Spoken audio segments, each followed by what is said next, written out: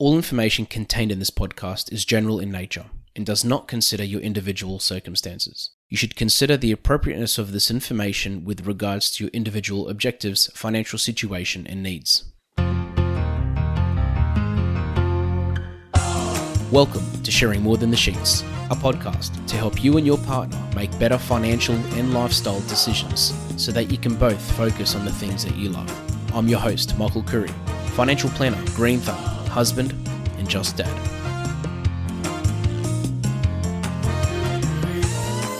When I talk to someone that wants to do something, whether it's investing or setting up a share portfolio or buying property, starting a business even, there are a couple of trends that I see regularly, and one of them is the fact that this person has always wanted to do that, but they just haven't. Or they've thought of it and they've just done nothing. And they're looking back now thinking, I probably should have done that years ago. And I've worked out recently, especially in this day of age with AI and social media being so bigger than it's ever been, obviously, it comes down to one of three things in most situations. The first one is that person had a bad experience, that they tried it and it just didn't work out. And it's usually because they did it themselves or they got bad advice from someone. The other two are the ones I really wanted to focus on. And one is not enough information, so not understanding how something works or not having enough context to feel comfortable with it. And the second one is too much information, having too many options, having too many possibilities, too many ways to do something and not knowing where to start or being concerned about making the wrong decision. So information is great, but as I said, when you either have not enough or too much, it can cause really the same outcome, which is doing nothing. And I find that when someone doesn't have enough information about something, they don't really understand it. But when they do, and they've got this level of education, whether it's from an advisor or from a person that's knowledgeable in that area, education creates confidence and confidence creates action. And when someone feels confident enough and they feel like they understand something like how shares work, what are the different types of shares, what are the different structures you can invest in, what are the different types of investment accounts you can set up, you know enough to actually make that decision. Or with property, knowing how the sale of property works, knowing about the process, knowing about the advantages and the disadvantages of property or even shares. Knowing these things just helps a lot because you know more. So on that point, I really encourage you to educate yourself and learn and learn and learn.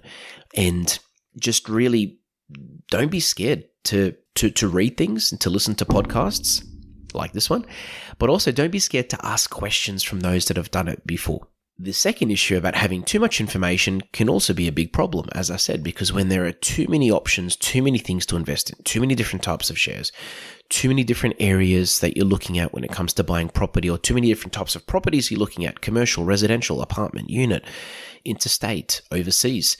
Should I do a short-term rental, long-term rental?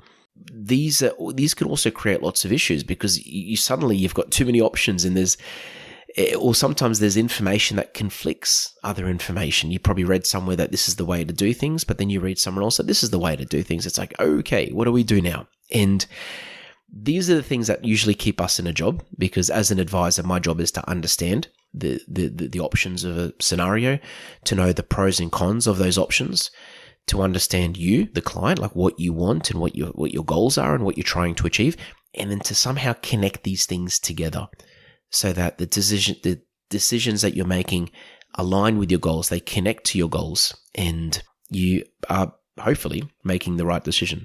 The other problem with having too much information is there's also information sources that could be wrong. So it could be someone on social media that has no qualifications or even experience and is pretending to be an expert. It could be someone that is qualified in one area but not another, but they're crossing that line and that line's becoming blurred, and they're basically talking about things that they're not really qualified to give advice on. Sometimes it could be a friend, someone that has a certain experience, and because they went through something, they're sort of forcing that idea or that concept onto you, whether it's something you should or something you shouldn't do. If they've done well out of shares, they're going to be pushing shares onto you. If they've done well out of property, they'll be pushing shares onto you. That opinion saying, yeah, this is what you should do. This is the only way. So that bias, someone being biased with their approach and their advice to you. And for us, as I said, it's about cutting through that and helping someone understand what they're doing, understand the options and what suits them best. So from here, I don't want to discourage you to get advice. I don't want to discourage you from speaking to other people. I don't want to discourage you from doing research, but what I want you to do is just really be aware of the fact that information is great, but there's good information, there's bad information, there's misinformation, there's information that is most likely true and correct. So it's really important to just be very careful when making financial decisions, but also be very careful when not making financial decisions, to ask yourself, why are you buying that property? Why are you setting up that share portfolio? Is it because you're scared of the market, or is it just because you just really don't understand it? And I find in my experience with my clients and people that I talk to regularly, that as we start talking over the years, their knowledge grows, therefore their confidence grows, therefore the type of conversations that we're having just changes altogether. And it's the impact is profound, and it's exciting, and it's something that I really feel that if you haven't done it before, you'll just naturally it'll just fall into place. That's probably the best way to put it. And investing shouldn't be something that you're scared of doing. It should be something that is exciting, and something that you should only do if you really, really understand it.